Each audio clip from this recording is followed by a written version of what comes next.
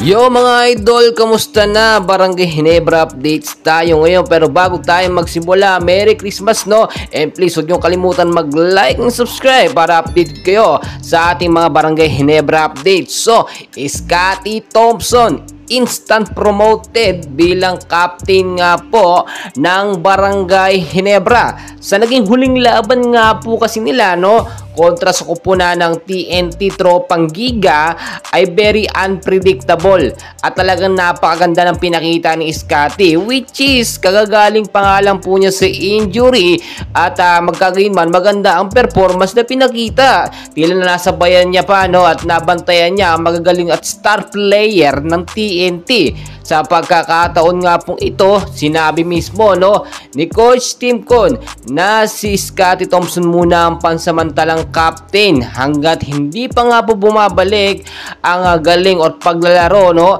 nitong si L.A. Tenorio, which is ngayon ay talagang nangangapapa. Nasanay po kasi si L.A. Tenorio na nandyan si Justin Noyfree Brownlee na wala ang team chemistry, kaya ngayon no, alam naman natin kagagaling lang din sa injury ni L.A. Tenorio, kinakapapa niya. So magandang balita ito dahil talagang deserve nga po ni Scottie Thompson na panghawakan ang Ginebra team bilang isang team captain. And as of now, kung titignan nyo po sa standings ng games ng PBA no, ang Barangay Ginebra po ay may 6 na panalo na at 3 losses at sigurado na nga po makakapasok sa quarterfinals. So kung magtuloy-tuloy po ang kanilang pagkapanalo ay napakalaki pa ng chance ang mas tumaas ang rankings ngayon. And as of now no, pataas ng pataas ang rankings ng Barangay Ginebra dahil nga po sa dalawang straight na pagkapanalo nila no, 2 straight na win nila nitong mga nakaraan lamang. And so far so good, nakikita nyo unti-unti pong nakaka-recover ngayon ang Barangay Ginebra. Ang sinasabi nga natin, kapag ka nakabalik si Scottie at bumalik ang kanyang laruan ay malaki ang tsansa ng Barangay Ginebra na manalo.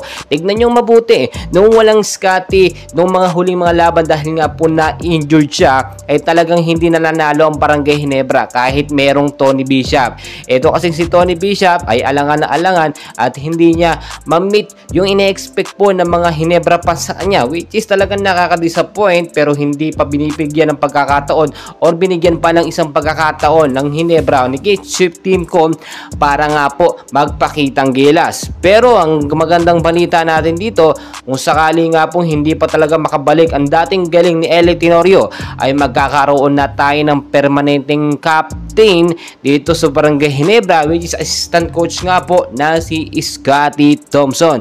And well guys, napakarami pa natin kaganapan na dapat malaman. So dyan lang kayo para may update ko kayo sa ating mga daily Barangay Ginebra updates. Maraming salamat po sa inyo.